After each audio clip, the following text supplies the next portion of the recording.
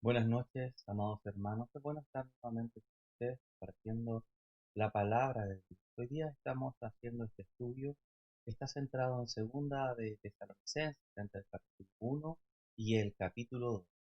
Hoy día vamos a hablar del tema sobre el anticristo está bajo el control.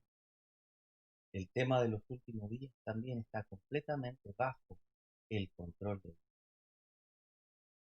Yo desde pequeño me crié en una familia en que los temas de conversación se centraban precisamente en medio de este tema tan importante que son los últimos días. Yo tenía un tío, mi tío René, que era o fue un, un anciano de una iglesia pentecostal durante muchos años. Y cada vez que íbamos de visita a su casa, el tema de conversación recurrente a la hora de 11 o a la hora del té era sobre el Apocalipsis. El Apocalipsis giraba toda esa hora de conversación. Y los temas que casi siempre se preguntaban era, ¿estaremos viviendo en los días del Apocalipsis? ¿Cuánto falta para la segunda venida de Cristo? Estos eran los temas recurrentes que conversaban sobre esa mesa.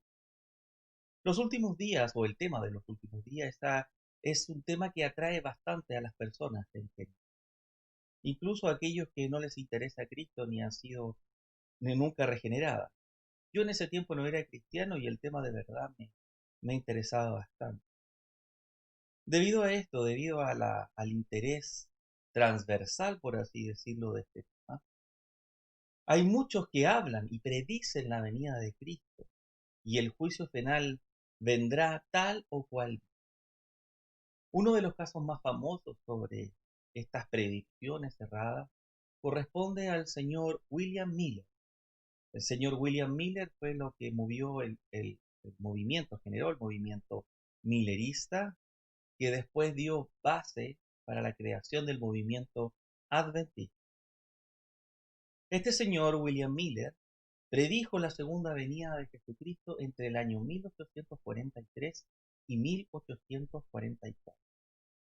En ese momento, cuando el señor Miller predijo esto, muchos de sus seguidores vendieron todo lo que tenían, vendieron sus casas, vendieron sus animales, vendieron sus tierras. Y cuando llegó ese día, por supuesto, ellos sufrieron esta gran decepción, una gran decepción, debido a que este evento nunca. Otros agoreros se han hecho ricos, han ganado fama con este tema del fin del mundo. Algunos escriben libros, incluso hacen colectas, piden aportes. Uno de estos casos es el señor Harold Camping, que predijo o ha predicho el fin del mundo ya 5 veces. 5 veces entre el año 1994 y el año 2011. Este señor murió, por lo tanto ahí terminaron sus predicciones. Hoy tal vez algunos de ustedes conocen casos similares de personas que predicen el fin del mundo una y otra vez y siempre apelan al miedo de la gente o a la publicidad y al dinero. Hoy día vamos a estudiar cómo nosotros como cristianos no debemos estar.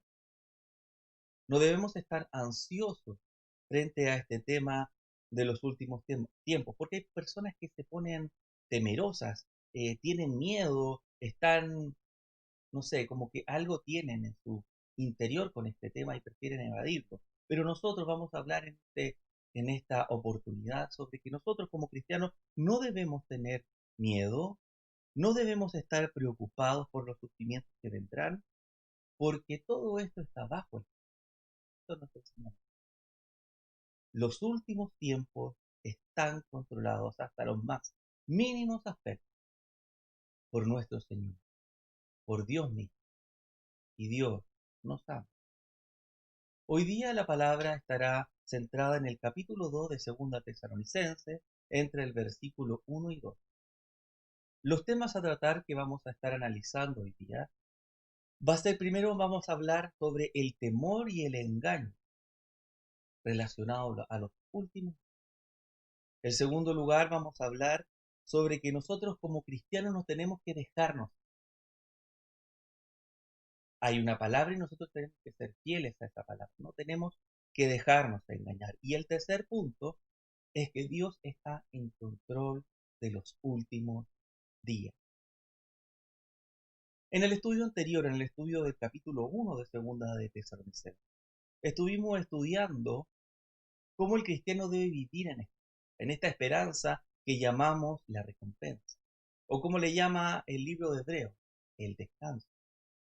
Nosotros debemos vivir pensando en esta esperanza. Y debido a eso nosotros debemos estar preparados para pasar por diversas pruebas, para pasar por distintos sufrimientos, debido a que nosotros como cristianos estamos testificando en un mundo que se opone a Cristo.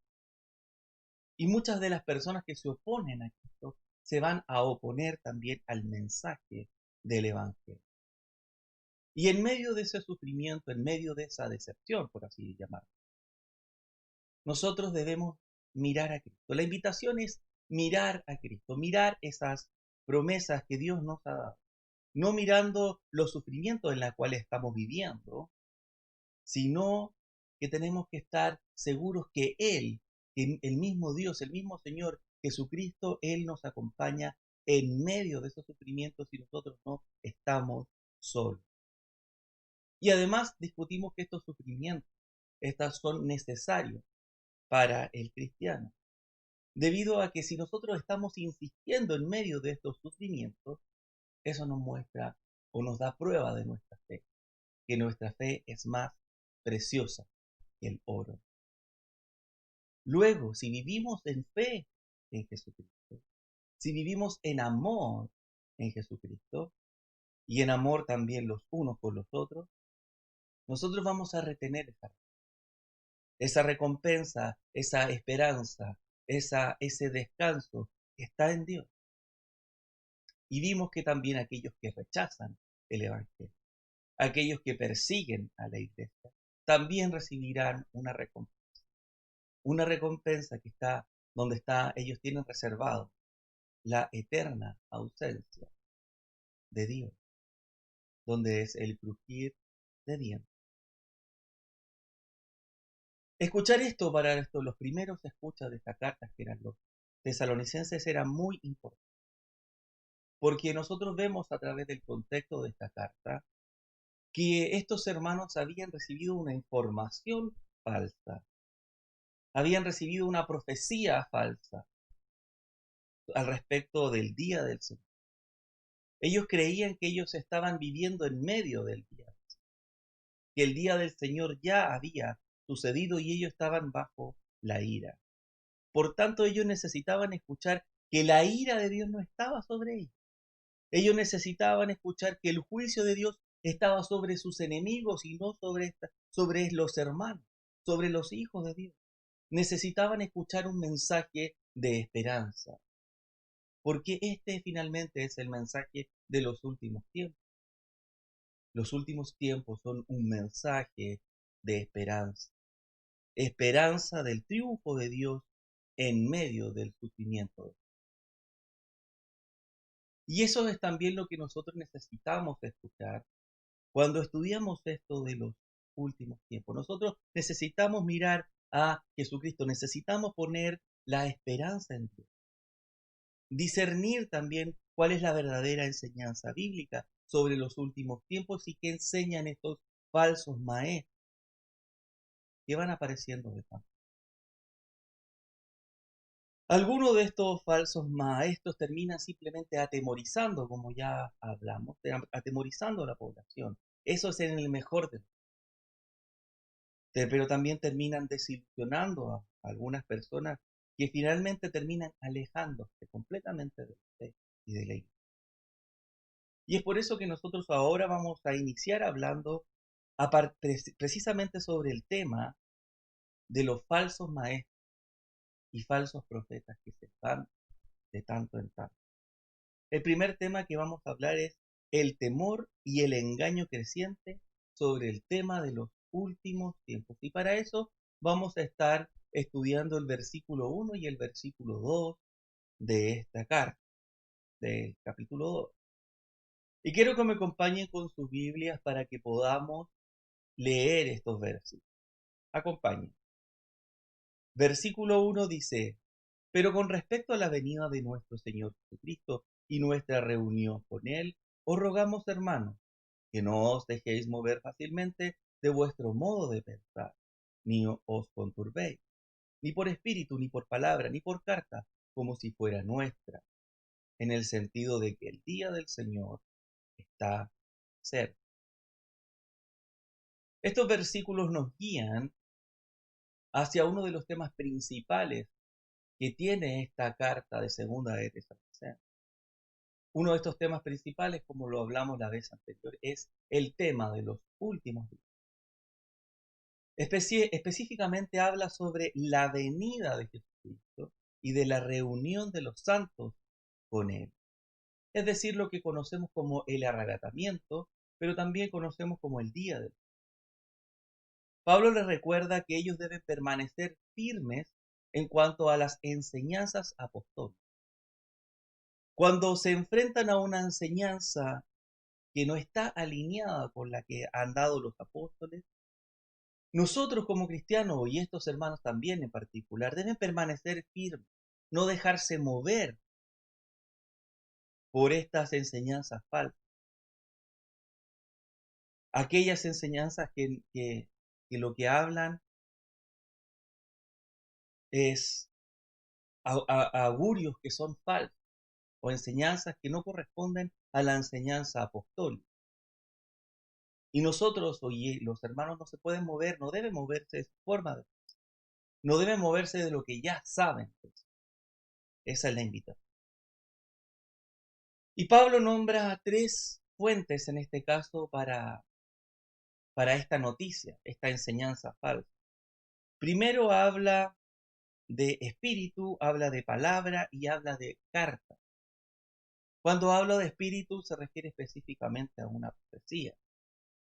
Mientras que cuando habla de palabras, probablemente o lo más seguro es que se refiera a una enseñanza de tipo oral. Al dar tantas alternativas, al menos tres alternativas, esto nos muestra que Pablo no estaba seguro sobre cuál era la fuente de esta profecía, pero algo sí nosotros sabemos y te lo tenemos muy seguro. ¿Cuál era el mensaje de esta profecía? Y el mensaje era que el día del Señor está cerca. Es interesante observar la traducción de estas palabras en distintas otras traducciones, distintas a la Reina Valera 60, que es la que mayoritariamente nosotros tenemos. Biblias como la NBI, la Biblia de las Américas, la Nueva Biblia de las Américas, la Dios habla hoy, y la Nueva Traducción Viviente lo traducen de esta forma: el día del Señor se ha presentado. El día del Señor se ha presentado.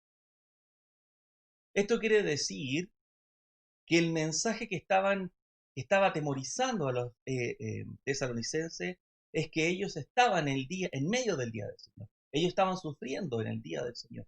Ese era el día del Señor. Estaban sufriendo la ira de Dios. Ese era el problema que tenían. No que el día del Señor estaba pronto, no que ya venía, sino que ellos estaban viviendo el día. Es decir, que ellos creían que todos esos sufrimientos, todas esas persecuciones que estaban sufriendo eran debido a causa de la ira de Dios sobre ellos. Y la ira de Dios que también estaba operando en esos momentos sobre el mundo, con ellos presentes. No sé si se puede imaginar o poner ustedes en los zapatos de estos tesalonicenses. El temor que tenían, ellos estaban pensando que el día de la ira de Dios lo estaban viviendo. Ellos estaban sometidos a la ira de sus vecinos, de sus conciudadanos, y además estaban bajo la ira de Dios. En el Nuevo Testamento claramente nos enseña que nosotros como cristianos no estamos bajo la ira de Dios. Romanos 5:9 dice: estando ya justificados en su sangre, por él seremos salvos de su ira. La ira de Dios no está sobre aquellos que confían en Jesús. Y Pablo les recuerda esto, les recuerda que no deben ser movidos de las enseñanzas apostólicas que ya habían sido dadas en la primera carta de Tesalonicenses. Pablo ya le había enseñado que la ira de Dios no estaba sobre ellos. Eso está en Primera de Tesalonicenses 1:10. Y por eso Pablo les recuerda que ellos deben permanecer en la enseñanza apostólica. La ira sobre este mundo, la ira de Dios sobre aquellos que rechazan el Evangelio vendrá solamente después del arrebatamiento. La ira de Dios no recae sobre los hijos de Dios. Hoy en día existen algunos falsos profetas o personas simplemente que hablan de que estamos viviendo en el sur, diciendo que probablemente estamos bajo la ira de Dios, incluso así como enseñaban estas personas en Tesalónica. Si nosotros vemos las noticias y estamos mirando el diario continuamente, nos vamos a dar cuenta que eso pareciera, ¿no? Vemos catástrofes naturales, volcanes, inundaciones, huracanes. Vemos enfermedades que se van a nivel mundial, pandemias gigantescas. Vemos también caídas de gobiernos corruptos. Pero la palabra de Dios nos dice que aún en medio de eso debemos estar tranquilos y esperanzados. Debemos estar tranquilos y esperanzados, porque aunque nosotros estemos sufriendo persecución y estemos bajo la ira del mundo, nosotros como cristianos debemos estar seguros que en el amor de Dios, debemos estar seguros en que Dios nos da, en que Dios está con nosotros,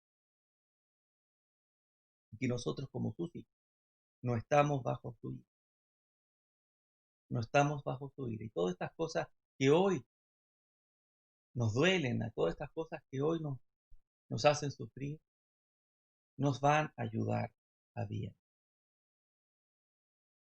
Y es por eso que Pablo le dice a los hermanos tesalonicenses que estén tranquilos sobre el tema este del día del juicio, porque para ese día aún falta para el día del juicio. Está hablando del arrebatamiento, pero ahora empieza a hablar sobre el día del juicio, y para el día del juicio aún faltan ciertos acontecimientos que vamos. Y es por eso que entramos al tema 2, donde nosotros hablamos de que no debemos ser engañados.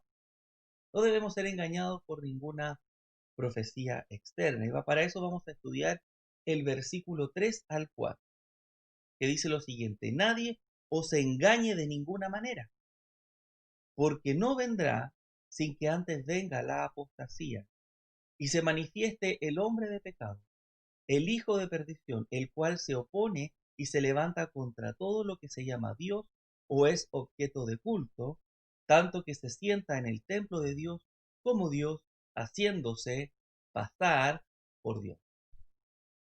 Aquí está hablando de dos temas principales. Aquí Pablo dice que el día del juicio, el día de la ira de Dios, no vendrá antes que primero pasen dos cosas. Uno es la apostasía y dos es la aparición del hombre de pecado, es decir, el anticristo. Y vamos a analizar primero qué quiere decir Pablo con la apostasía. ¿Qué debemos entender nosotros por esta palabra? Normalmente apostasía se refiere cuando personas que dicen ser creyentes, personas que aparentemente manifiestan tener fe, eventualmente en el transcurso de su vida ellos se alejan de esta fe hasta que finalmente se rebelan contra Dios y van en contra de Dios y abandonan completamente toda doctrina de Dios y toda conducta de Dios.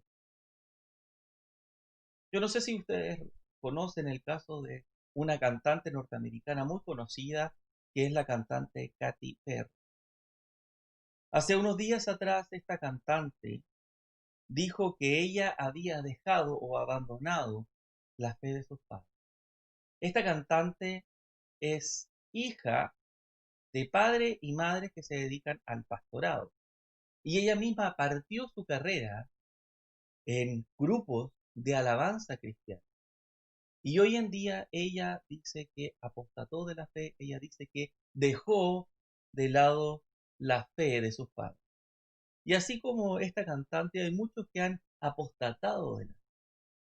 Un día dijeron que tenían esta fe y hoy día dicen nuevamente o muestran que ya no la tienen. Ahora la pregunta, ¿existe una apostasía hoy? ¿Hay una apostasía? Bueno, hoy día es cosa de prender la televisión y vamos a ser testigos de que existen iglesias enteras que enseñan falsos evangelios o un falso evangelio. Vemos algunos modernistas que mezclan este naturalismo, este materialismo y lo revelan con la revelación, perdón, lo confunden y lo mezclan con la revelación divina. Escuelas y seminarios enteros que rechazan los milagros, rechazan los actos sobrenaturales de Dios sobre este mundo, incluso llegando a negar la divinidad de Cristo. En este sentido, nosotros, hermanos, podríamos decir y afirmar que hoy sí existe una apostasía. Sin embargo, en el Nuevo Testamento, si nosotros estudiamos fielmente, vamos a descubrir que ya en el primer siglo habían personas que se alejaban de la fe. Por ejemplo, Pablo nos habla en 2 de Timoteo 4:10 sobre el caso de Demas, que se alejó de la fe. También Juan, en el testimonio de Primera de Juan 2:19, nos habla que habían personas que estaban abandonando la iglesia, que se apartaban de la iglesia, y esto lo entendía como una señal de los últimos. Queridos hermanos, aunque hoy día hay señales de esta apostasía, o de un principio de esta apostasía, aún no está la apostasía que dice el Nuevo Testamento. Dice la apostasía, así como lo que dice Juan, que aunque el anticristo aún no esté, el espíritu del anticristo está operando. Así como aunque la apostasía aún no ha llegado, asimismo el espíritu de la apostasía ya está operando. La apostasía ya ha empezado en parte, pero el hombre de pecado aún no viene. Y es así que vamos a analizar sobre esta realidad del hombre de pecado que habla nuestra Biblia, que nosotros la conocemos por Juan, que le llama el anticristo. En estos versículos, Pablo nos dice que aún falta que se presente el anticristo. Para el día del juicio, aún falta que venga el hombre de pecado o el hijo de perdición. Literalmente las palabras que están acá dice el hombre de injusticia, el hijo de destrucción. Esta última expresión, el hijo de injusticia o el hombre de injusticia, corresponde a la palabra Belial, o tiene relación con la palabra Belial, que encontramos en 2 Corintios 6:15. Y en hebreo esta palabra significa maldad, Belial. Y nosotros podemos encontrar en el Antiguo Testamento la expresión hijo de maldad, Bené Belial. Por ejemplo, en Jueces 19:22 encontramos esa expresión, que es similar a la que usa aquí Pablo, el hijo de maldad. El anticristo entonces será una persona que obra perversamente contra los mandamientos. Es un hijo de maldad, es un hijo de injusticia, es un hijo de destrucción. Y este hombre, como vemos, tiene ciertas características según estos versículos. Dice, el cual se opone y se levanta contra todo lo que se llama Dios o es objeto de culto. Dice, el cual se opone y se levanta contra todo lo que se llama Dios o es objeto de culto. Es decir, el anticristo es el que está en contra, es decir, se opone o es el adversario de todo lo que es objeto de adoración. Y este también se exalta o se levanta con orgullo sobre todo aquello que es divino, sobre todo aquello que pertenece a Dios, sobre todo aquello que es único y perteneciente a Dios. Y esto se refiere a Dios con el Dios de Israel. Porque fíjese desde dónde quiere reinar. Este hombre quiere reinar desde el mismo templo de Dios. Continúa el versículo diciendo, tanto que se sienta en el templo de Dios como Dios. El sentarse en el Antiguo Testamento y también en el siglo I significa gobernar. Gobernar, gobernar un estado o un gobierno en general, así como un rey. Pero también esto se refiere a un gobierno. Si ustedes han visto dibujos o jeroglíficos que encuentran donde se presenta al faraón, van a ver que hay una figura bien grande sentada. Y esa figura que está ahí representa al faraón.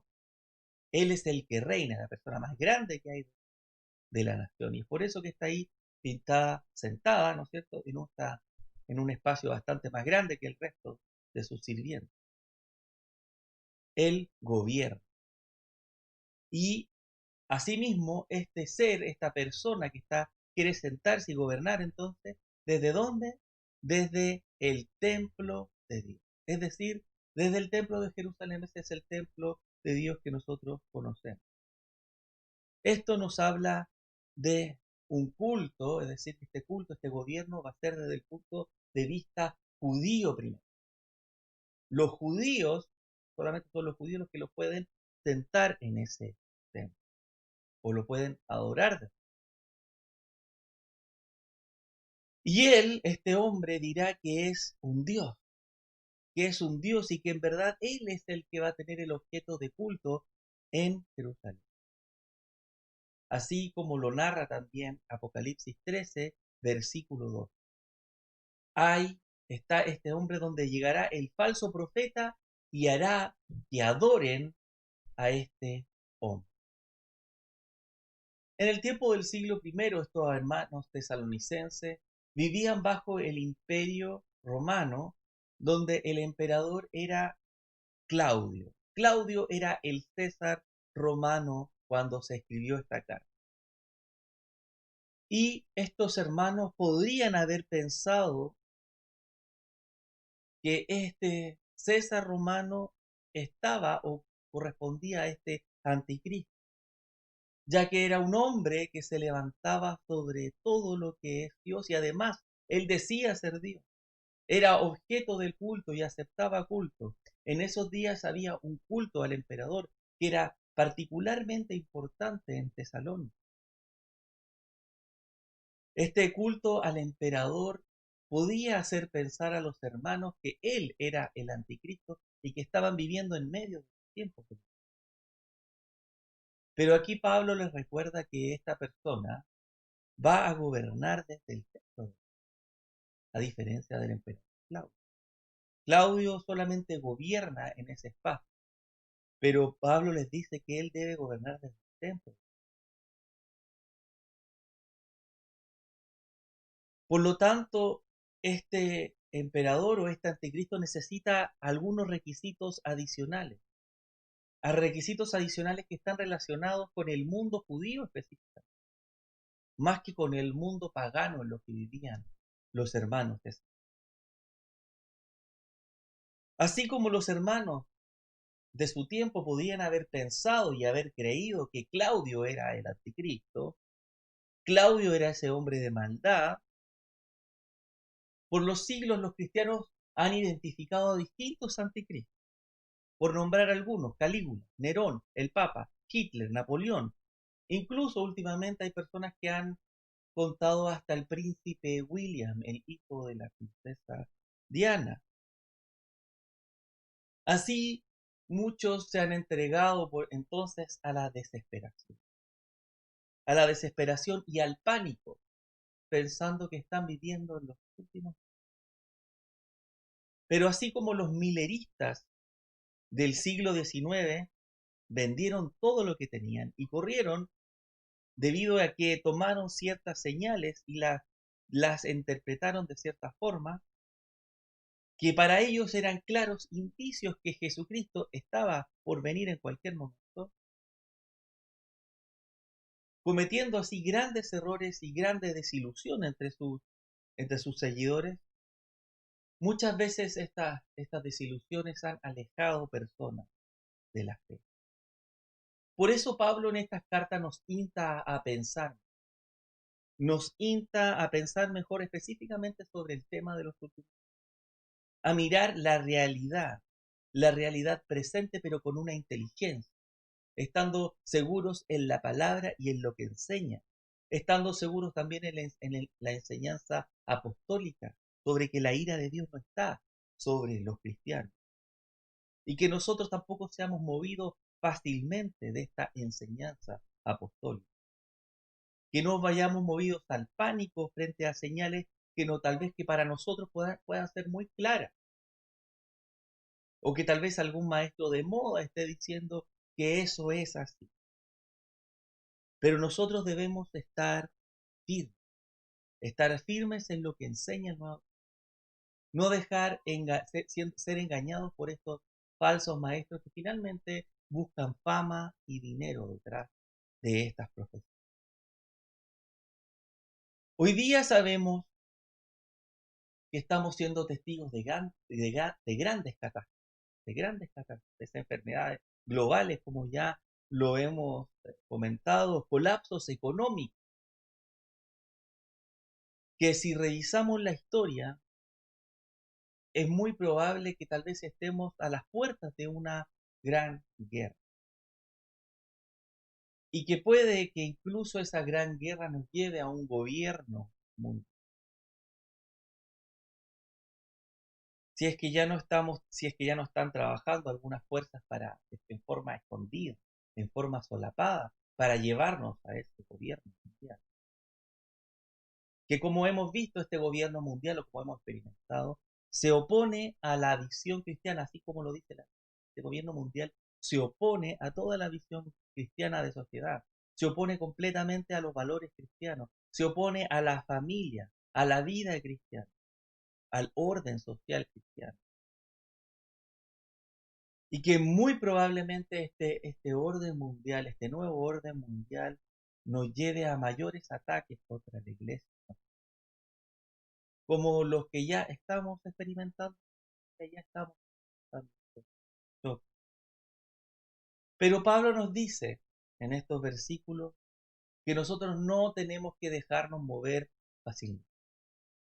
No tenemos no dice no os conturbéis, no temamos. Dice nadie os engañe. Lo que ante nuestros ojos puede parecer muy negativo, nosotros debemos entender y confiar que todo está bajo el control. Los últimos días y cada uno de los detalles de los últimos días y cada una de las cosas que están pasando hoy están bajo el control de Dios y nosotros no estamos bajo la ira, estamos bajo el amor de Dios. Y es por eso que nosotros vamos a entrar a este tercer y último punto que nos habla cómo Dios está en control también de los últimos días, que encontramos entre el versículo 5 al versículo 2. La Biblia nos enseña que Dios está en control de todo. Nosotros ya hemos estudiado sobre el tema de cómo Dios controla cada uno de los aspectos. Dios controla las grandes galaxias, desde las grandes galaxias controla hasta el polvo que está bajo nuestros pies. Dios controla desde el colapso de planetas hasta la caída de una hoja, desde la migración de los elefantes en África hasta cómo el más diminuto de los virus en China se mueve, desde las guerras mundiales hasta los conflictos familiares. Todo esto está bajo el control de Dios y los últimos días no son la excepción del control de Dios que está sobre todo. Dios está en control en todo momento, incluso cuando se revela el anticristo. Está en control también de su destino de destrucción. está en control de los hombres que le siguen y también está en control de su destrucción. Es por eso que primero vamos a estudiar cómo Dios está en control del anticristo. Y por eso que la invitación es aquí a confiar, porque Dios está en control. Veamos esto en el versículo 5 al versículo 7 que dice: ¿No os acordáis que cuando yo estaba todavía con vosotros os decía esto? Y ahora vosotros sabéis lo que os detiene, a fin de que a su debido tiempo se manifieste, porque ya está en acción el misterio de la iniquidad. Solo hay quien al presente lo detiene, hasta que él a su vez sea quitado del medio. Pablo aquí está instando a los hermanos, Pablo está hablándole que los hermanos recuerden. Dice: ¿no os acordáis que cuando yo estaba todavía con vosotros os decía esto? Ya Pablo les había enseñado. Imagínense, en el pequeño tiempo que tuvo, en el corto tiempo que estuvo Pablo ahí con los tesalonicenses, Pablo ya les había enseñado sobre estos temas. Y les recuerda lo que ellos ya saben, lo que Pablo ya les había hablado, que el hombre de pecado hoy en día está detenido, está retenido, para que se manifieste en una hora y en un tiempo y en un minuto específico, dictado por Dios. Dice a su debido tiempo. Estas son las épocas y los tiempos que maneja Dios. Dios maneja ese tiempo. Y habla aquí Pablo que hay algo o alguien en masculino que lo detiene. Hay algo o alguien que lo detiene. Y a través de la historia, a través de las distintas personas que han estudiado este texto, este algo o alguien ha tenido distintas caras, a distintos candidatos por ahí. Por ejemplo, el Imperio Romano y el emperador. La fuerza del mal y Satanás. El Estado judío y Santiago de Jerusalén. La predicación del Evangelio y el arcángel Miguel. Entre muchos otros, hay listas que marcan hasta 12, 11 o 12 de estas combinaciones que pueden ser este algo o alguien que habla Pablo acá en este versículo, pero vamos a analizar.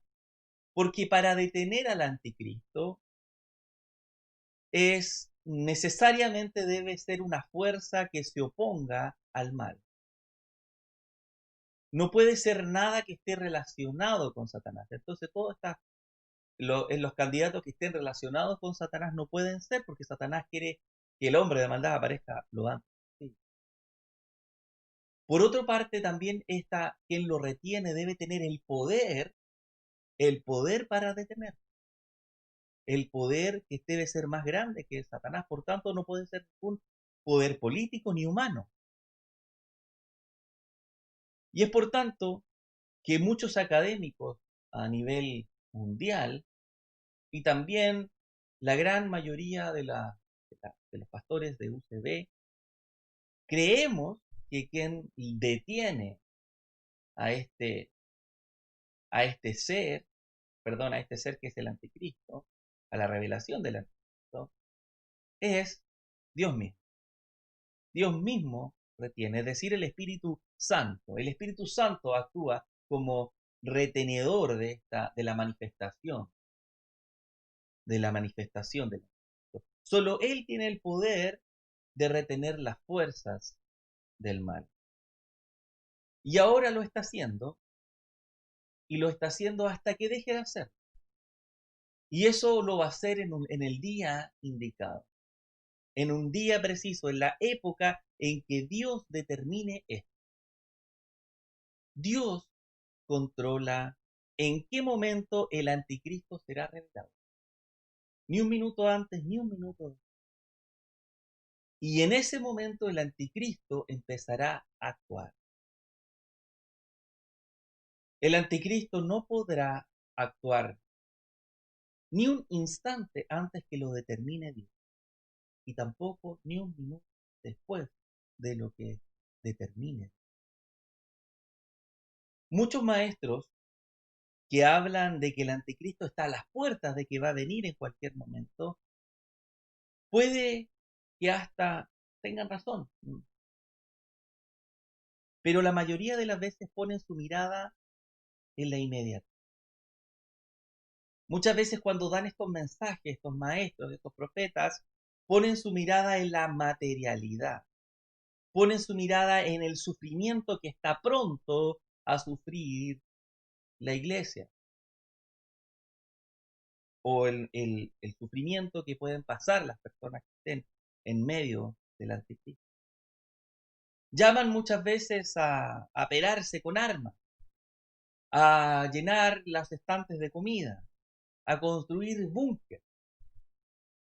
Pero si nosotros entendemos lo que dice en el Nuevo Testamento, esto nos invita a mirar las realidades teológicas, nos invita a mirar a nuestra segura salvación, al cuidado milagroso de Dios de Jesús. Y si comprendemos esto, que ni aun el anticristo ni Satanás pueden operar en contra de los signos de Dios, nosotros debemos estar, indistintamente de lo que pase, indistintamente de donde estemos sufriendo, nosotros debemos estar tranquilos porque las fuerzas de Satanás no pueden actuar en contra de los signos.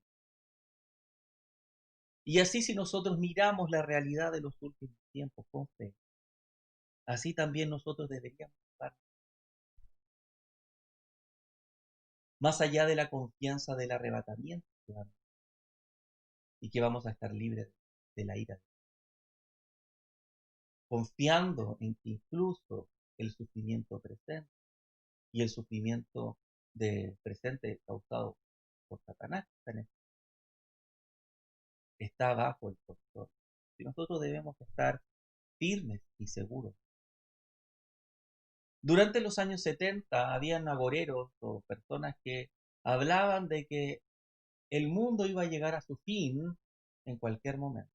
Uno de los casos, como le he comentado distintos casos durante la predicación, es sobre la líder de la Iglesia Universal y Triunfante, que durante los años 70, la señora llamada Elizabeth Clare, predijo una catástrofe para el 2 de octubre de 1989. Ella decía que en el año 2 de octubre de 1989 iba a haber una catástrofe mundial y entonces sus seguidores empezaron a juntar fondos para la construcción de un búnker gigantesco que iba a soportar a miles de personas. Por supuesto, este búnker nunca lo pudieron terminar. Y la pregunta es, ¿dónde estaban poniendo su confianza estas personas que pertenecían a eso? ¿Estaban poniendo su confianza en Dios o estaban poniendo su confianza en el hombre? Esta construcción del búnker, ¿lo hubiera aprobado Pablo? Por supuesto, por supuesto. Nosotros como cristianos debemos estar tranquilos. Ese es el mensaje. Nosotros como cristianos debemos estar tranquilos, confiando en esperanza, sabiendo que Dios controla todo. Nuestro Padre, que está en los cielos, está cuidando de sus hijos, hoy, en el presente. El foco de este mensaje es la esperanza de poner nuestra visión en lo eterno, de quién es Dios y quién controla todo, quién es Dios y controla cada uno de estos aspectos y mirar a lo que Dios ha hecho por nosotros en la salvación, mirar a la obra de Jesucristo. Ese es el mensaje, que nosotros somos sus hijos, si hemos ido en arrepentimiento y fe.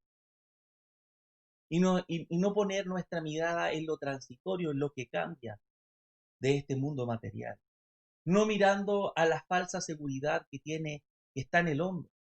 O tal vez poniendo nuestros ojos en los gobiernos políticos. Poner los ojos en nuestra economía, eso es errado. Pablo no dice eso. Pablo dice que nosotros debemos confiar en Dios. porque Dios es el que permite el mal en este mundo para sus propósitos eternos.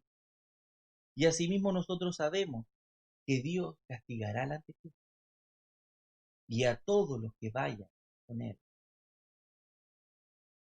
Y es así que nosotros entramos a este segundo punto, que es que Dios destruirá al anticristo y todos sus enemigos, porque eso también está bajo el control de Dios.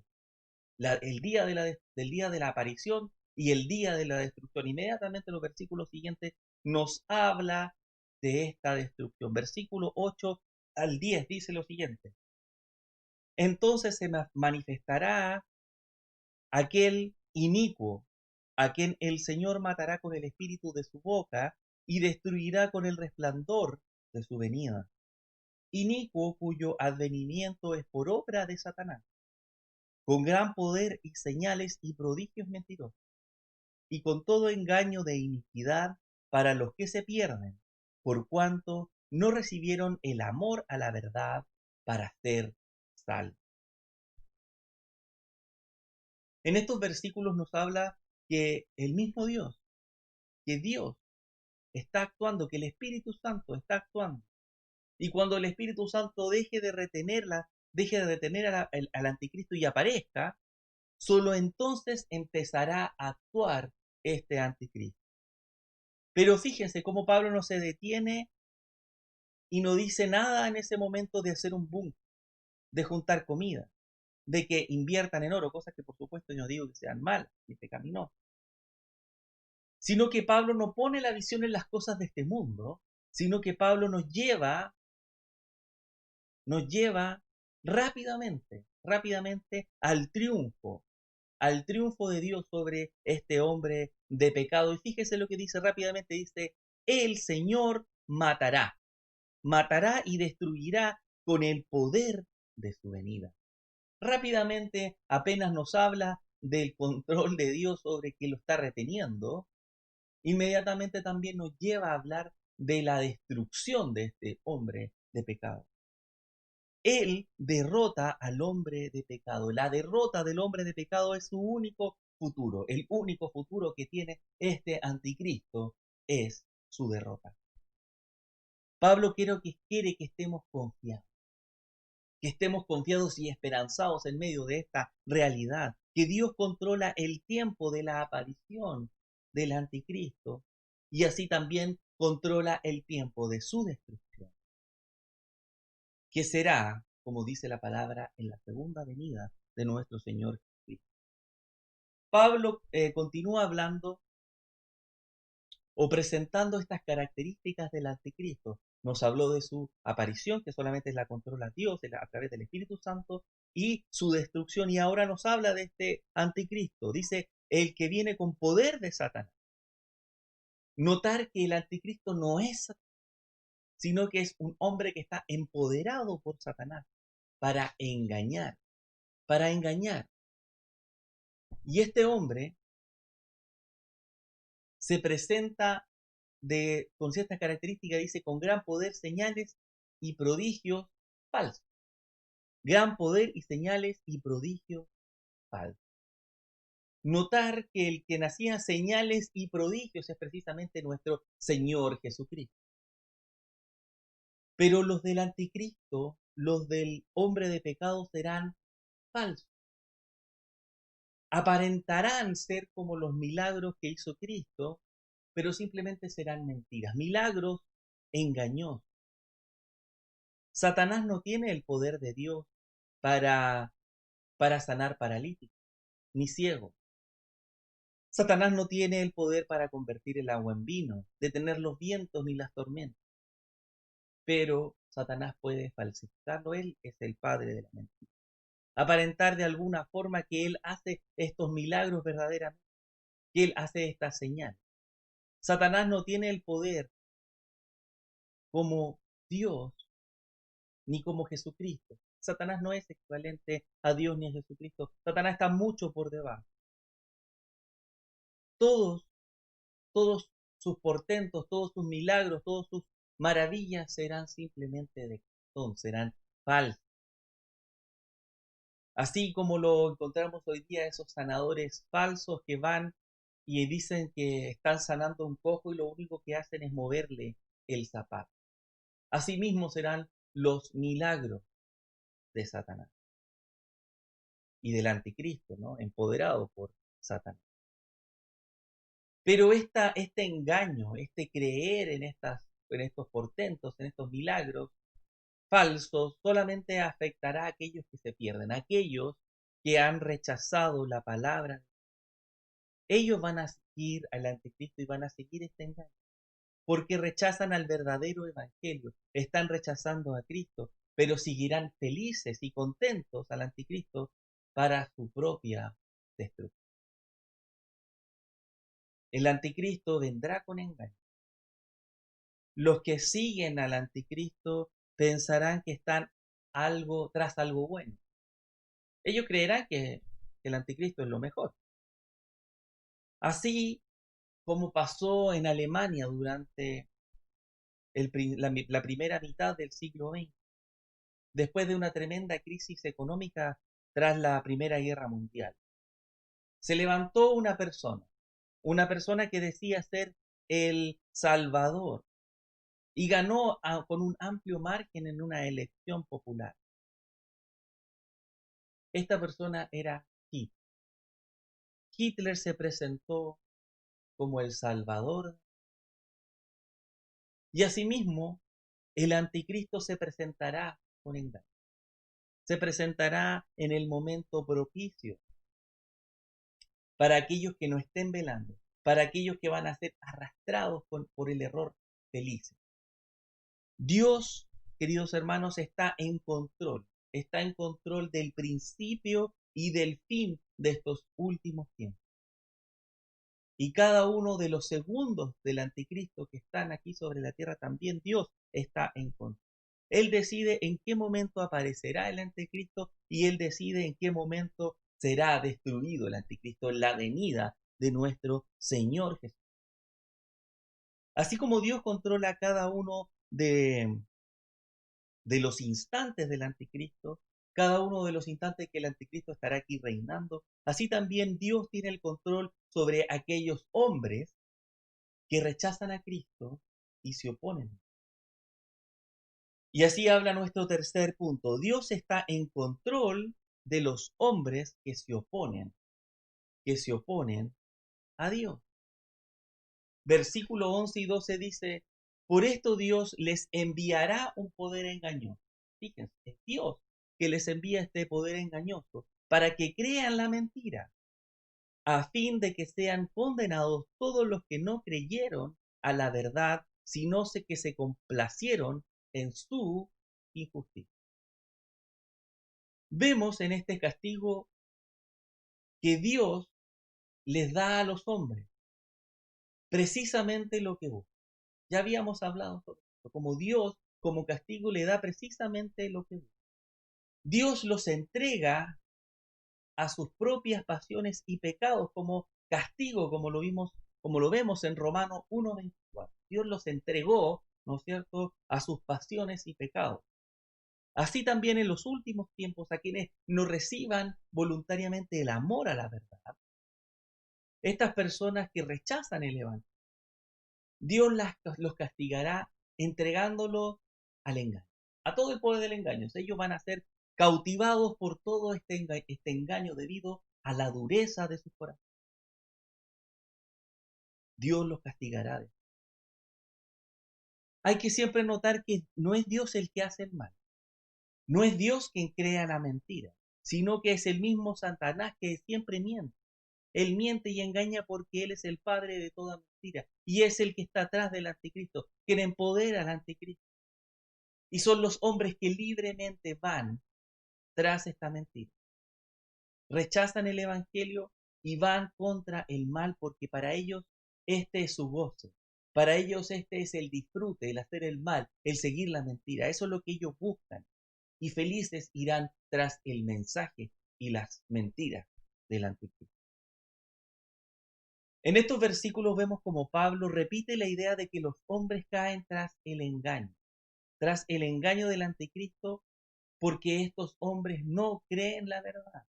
Estos hombres rechazan el evangelio de Jesucristo y por tanto están bajo el juicio. Estos versículos vemos como Dios también está en control incluso de aquellos que van tras de aquellos que rechazan el evangelio de Dios, porque ellos los deja, Dios los deja, ¿no es cierto?, que hagan lo que ellos quieren.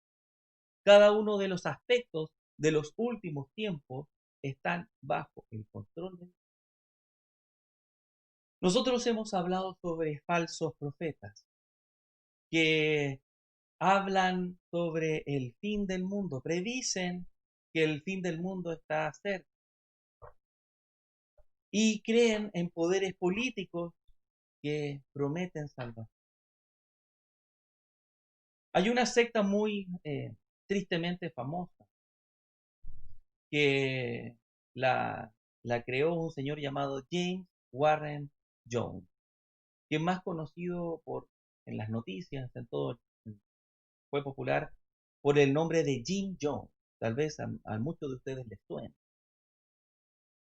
Y este hombre presentaba una mezcla entre un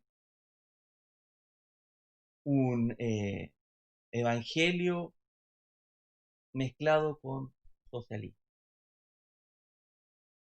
Este hombre fue muy conocido en los años 70 debido a que todos sus seguidores murieron en una matanza en Guayana en el año 1970. Esto pasó y él saltó a la fama después de que hubo un asesinato incluso de un congresista norteamericano, el señor Leo Ryan, en medio de esa secta.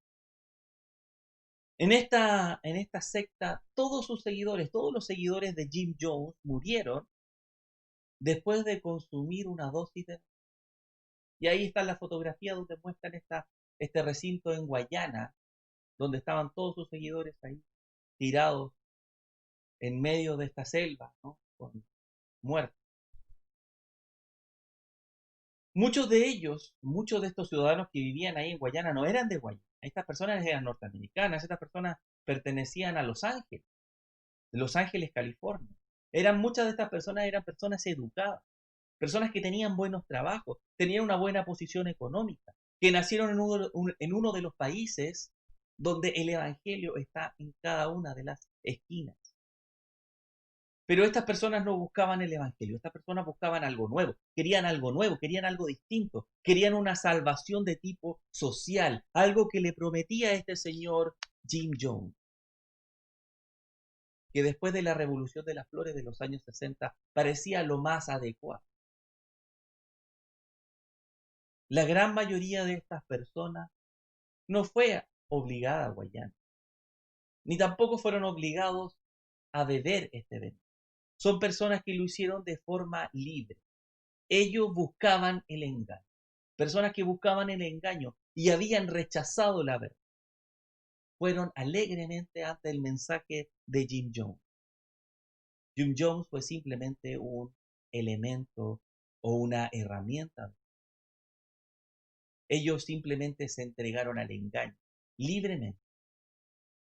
Dios no se los impidió debido a la limpieza de sus corazones.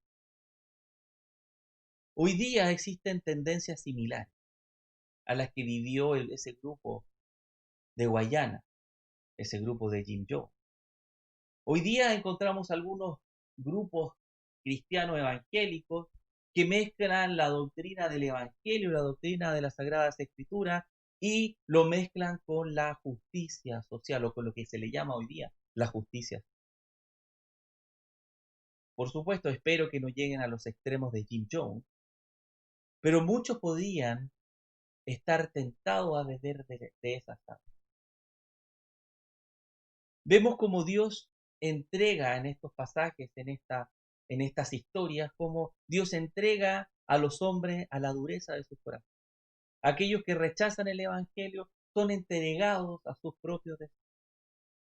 Ahora tú, hermano, tú escucha, tú persona que ahora me estás mirando y me estás escuchando, después de este tiempo que hemos estado hablando sobre el anticristo, sobre los últimos tiempos. Tú ahora has sido enfrentado al Evangelio. Tú has sido enfrentado a la predicación del Evangelio en estas iglesias. Y el Evangelio es este: Jesucristo, el Hijo de Dios. Él vino a esta tierra y se hizo hombre. Nació de una virgen, vivió en esta vida santamente, sin pecado, como ningún hombre pudo entregar. Y Él se entregó libremente a una para ser crucificado por los pecados de todos aquellos que van en arrepentimiento y fe en su nombre. Resucitó a los 3 días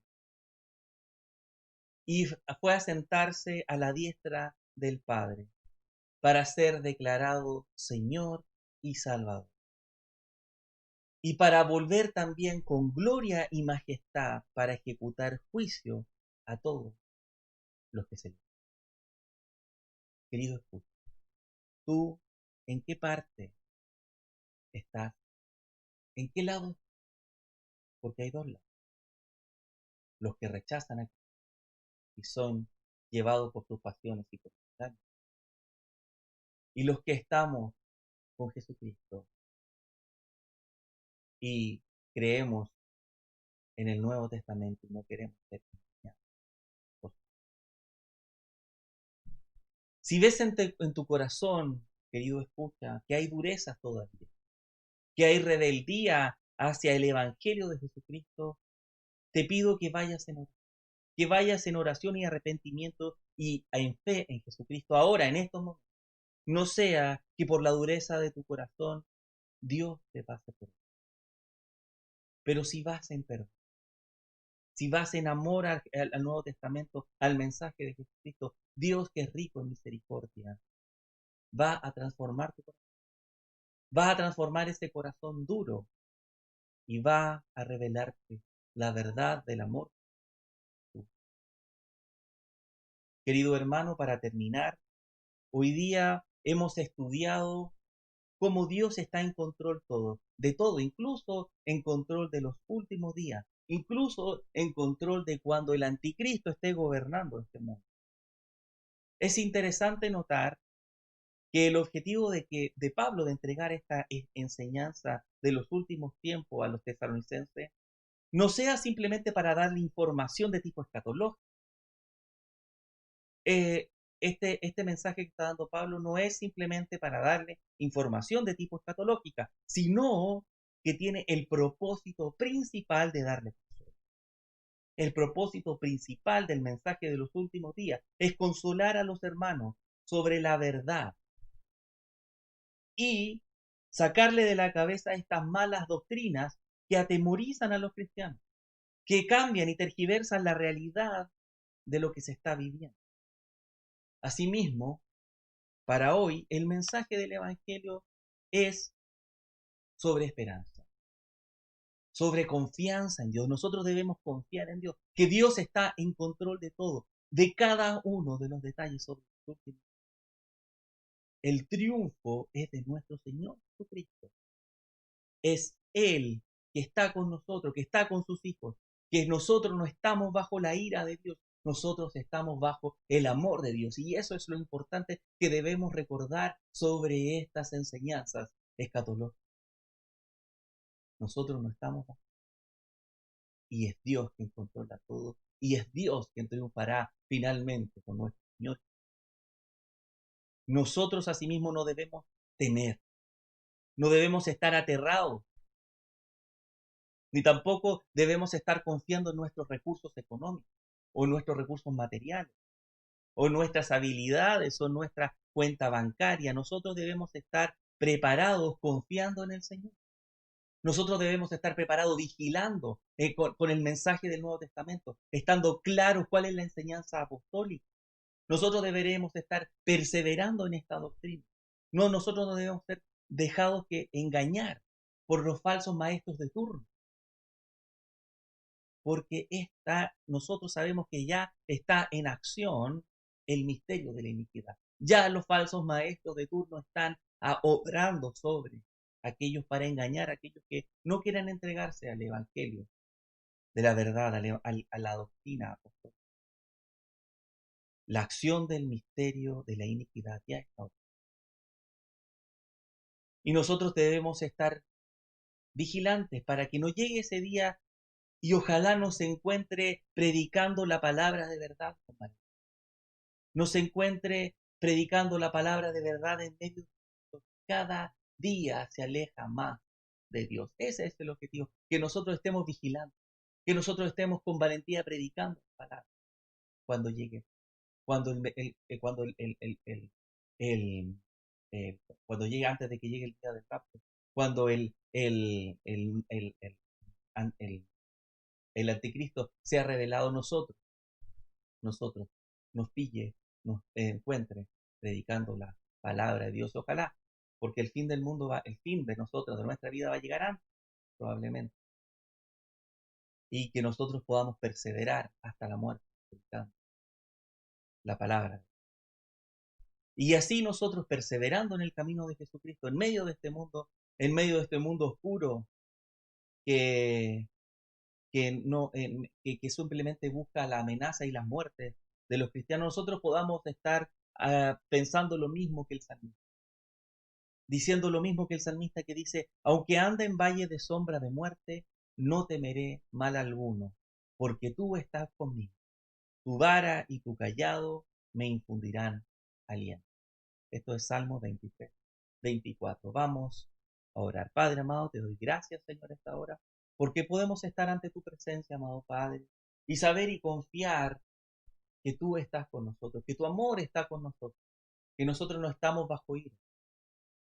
Y Señor amado, cuando sean las señales, cuando sea el día de tu rapto, Señor amado, nos prepare, Señor, y nos esté, Señor, preparando a cada uno de nosotros para que estemos entregando el Evangelio con valentía, para que nos encuentres perseverando, Señor, en el Evangelio, para que nos encuentres perseverando en la doctrina apostólica.